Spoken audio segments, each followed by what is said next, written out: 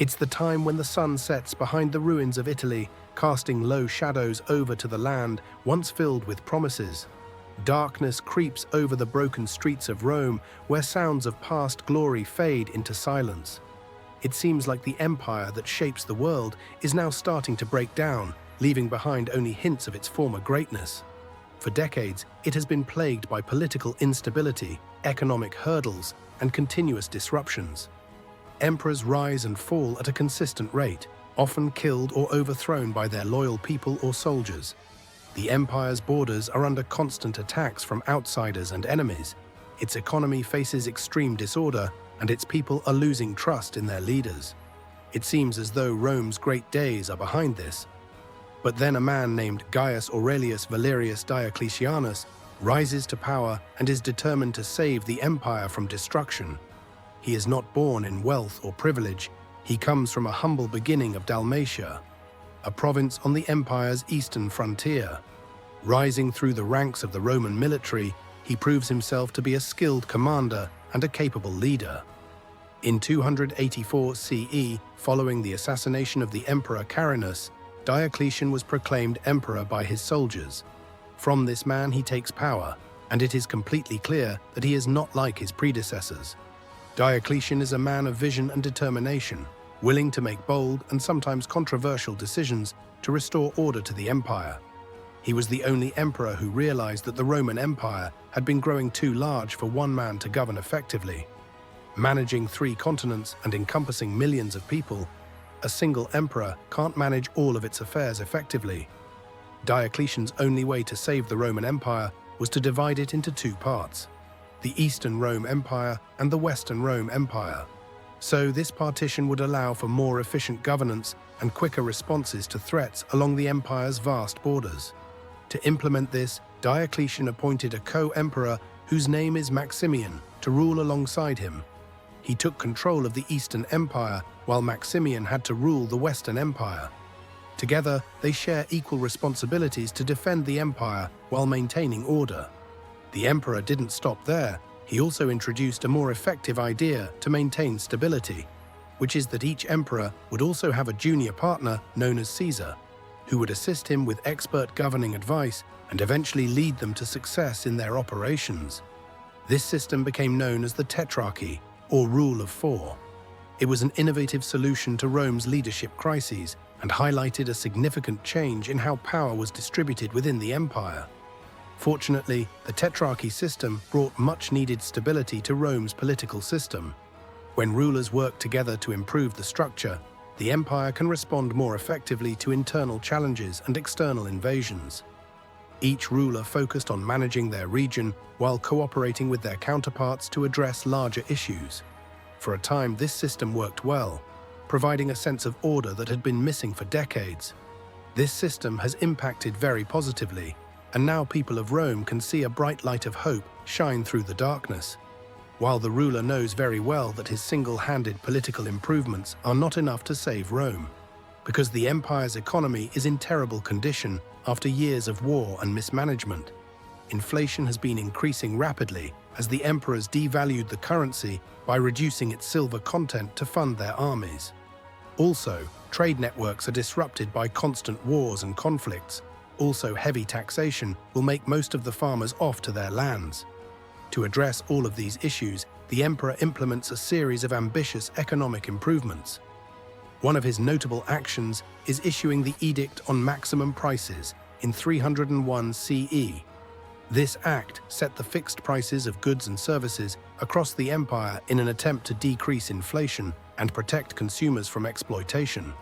While well-intentioned, this policy proves to be difficult to implement.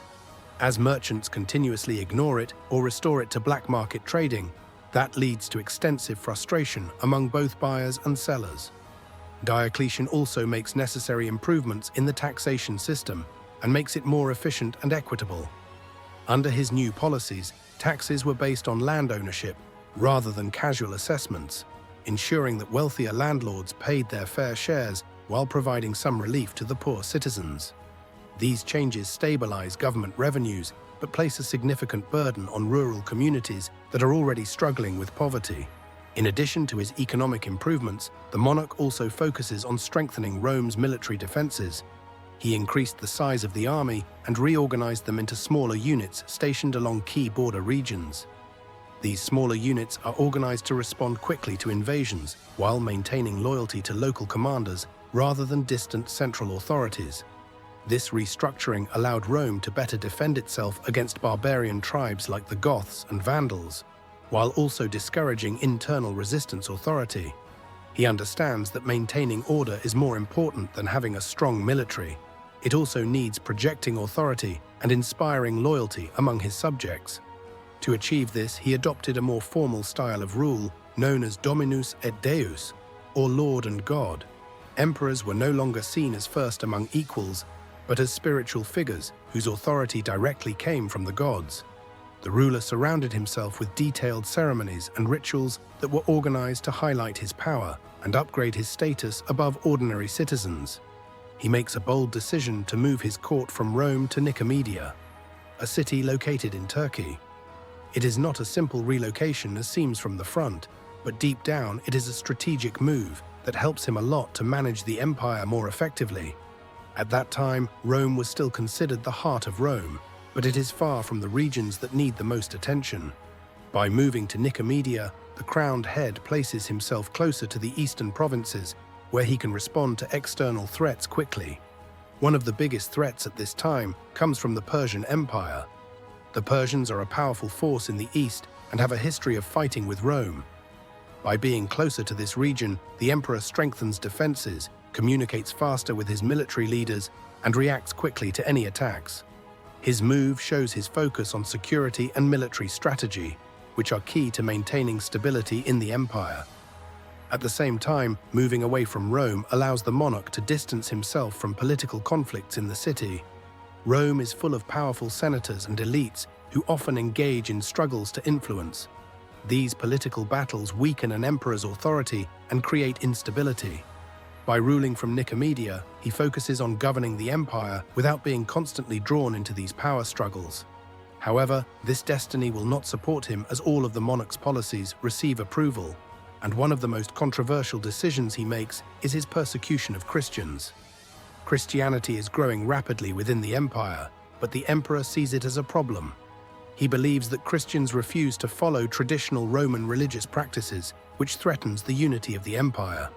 In his view, the empire's strength depends on shared religious beliefs, and Christianity challenges that idea. In 303 CE, Diocletian launched a brutal campaign against Christians. Churches are destroyed, Christian texts are burned, and many believers are arrested or executed. The goal is to remove Christianity and force people to follow Roman traditions.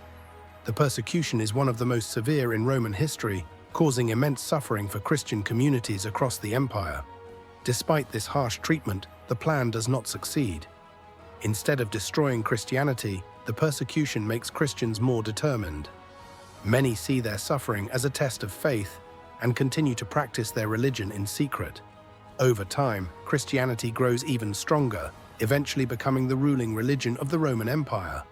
The emperor's attempt to defeat it has the opposite effect, laying the foundation for its rise in the years to come. After ruling for over 2 decades, longer than emperors before him, he makes another unpredictable decision. He resigns, which may be on purpose, in 305 CE. He mentions health reasons and also highlights that his work is complete. He retires to his palace in exile, which is now known as Croatia, where he spends his final years looking after his gardens and far from politics. The crowned head's resignation marks yet another turning point in Rome, but also shows cracks in his carefully constructed Tetrarchy System. Without his strong leadership holding it together, enemies between emperors quickly appear, leading Rome back into chaos once again. As we reflect on Diocletian's legacy today, his bold reforms aimed at saving an empire on the border, it becomes clear that his efforts were both visionary and effective. He succeeds in bringing temporary stability, but could not prevent future conflicts from arising within such a vast realm filled with diverse peoples facing countless challenges.